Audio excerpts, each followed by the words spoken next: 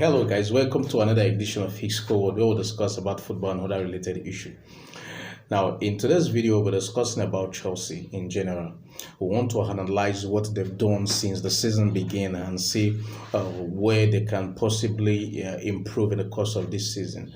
Now, before we move further, I want you to like the video, share, and subscribe. Also, click the bell notification so that you can be notified when next we post another video. Now, let's talk about Chelsea, their performance. Let's try to analyze this. Now, there's something that I want us to take into consideration. Now, if you consider where Chelsea finished last season and where they are currently this season, you will discover that the fans trying to have the expectation that Chelsea should be winning the title is actually a big leap.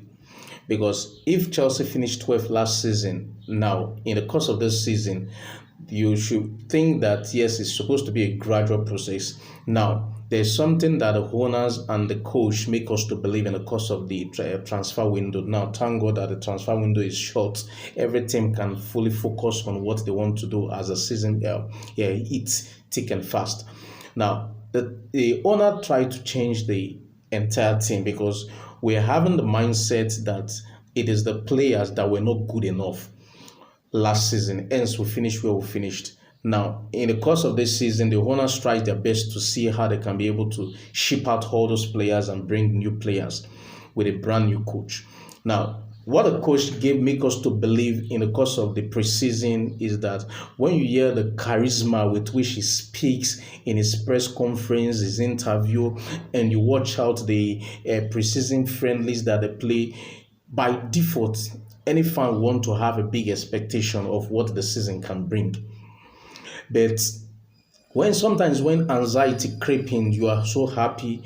Sometimes it is possible that you may not really take into serious cognizance what you will likely expect. Because while we're doing those signings, we're thinking that, yes, by the time we change the entire team, bring in new set of players, definitely we can be able to see that, yes, what we're looking for, which is the Premier League, we can be able to get it and possibly hit other titles.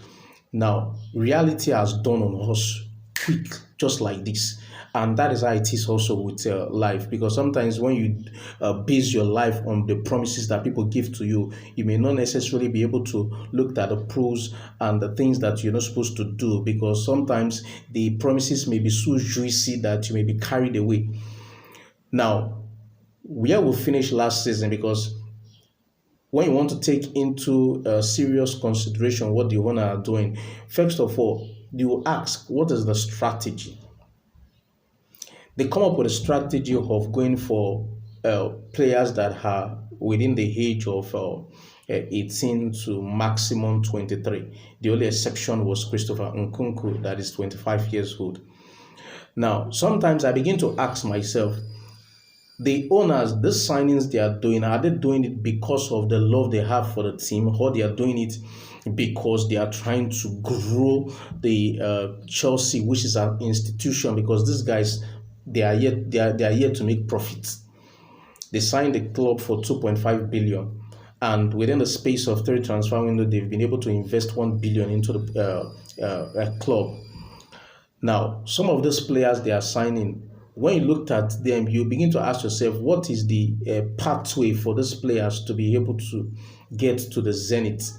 Because Chelsea, the fans, they are used to success season out.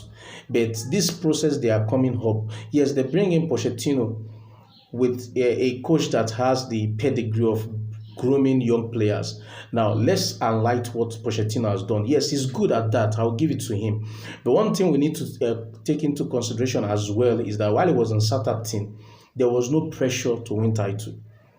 While he was in Tottenham, I'm sorry for the Tottenham fans here, this is not a banter, but Tottenham does not have the pedigree of winning titles.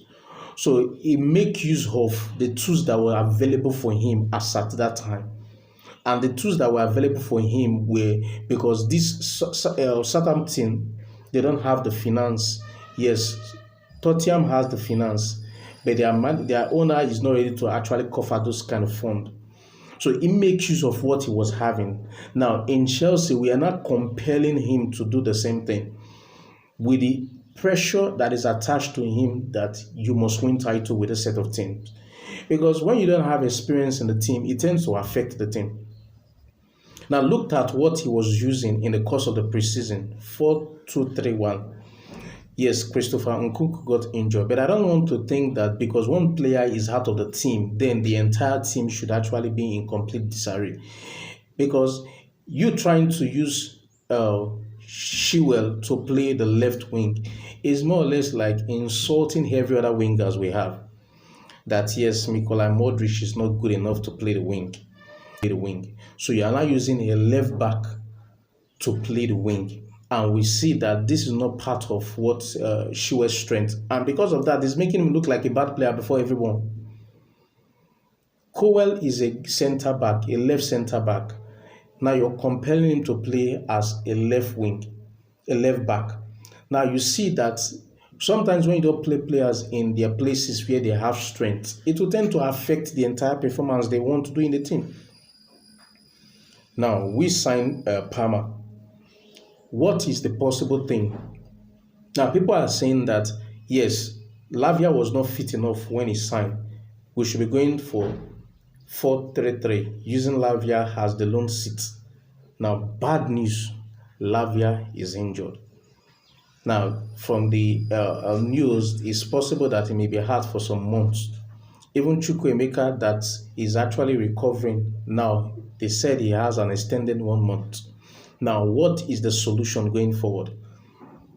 Are you going to use Palmer to play the 10, or you're going to shift Palmer to the wing? Now, if you shift Palmer to the wing, what do you do with respect to the midfield? Because now there's no cohesion among the team.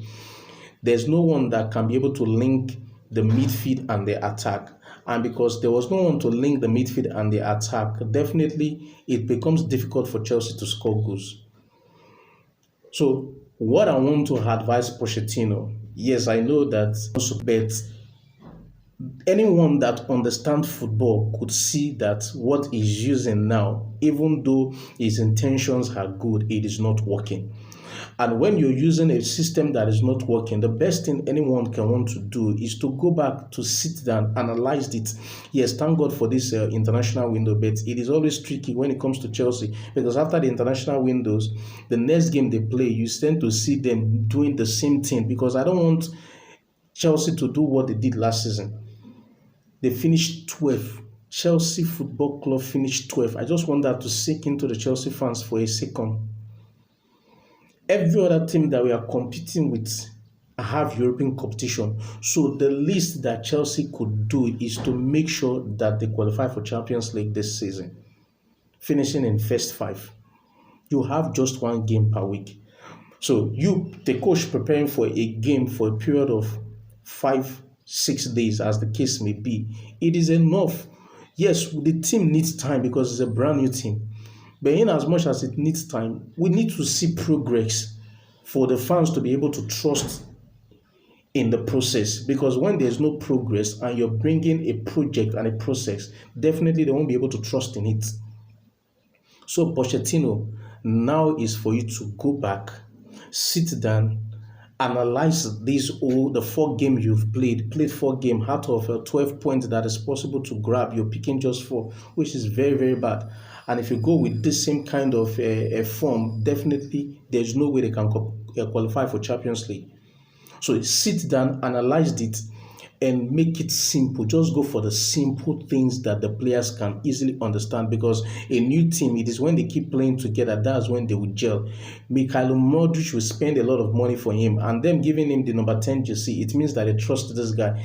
But what is happening in the pitch is betraying the entire trust. Because if you're giving him the 10, also looking at the price tag, £88 million, they signed him. Definitely, he should be given the opportunity to have some runs of game in the left wing flank. Let him see if he can be able to build connection with Nicholas Jackson. So this is actually what I want them to look into, because Chelsea have no excuse this time around. No excuse. Now, Infinite is actually going to be the shirt sponsor. Infinite. Now, they have another shirt sponsor that is on the line, worth £60 million, with a clause only if Chelsea qualify for European competition. So, Pochettino, this is a big tax for you. I want you to drop your comment and tell me what you think that Chelsea can be able to do to be able to hit their target in the course of this season and end this whole shambolic result that we are seeing. I believe that by the time season begins, the season resume, we should be able to see some positive results with respect to the first game that they're going to play. Come on, let's go.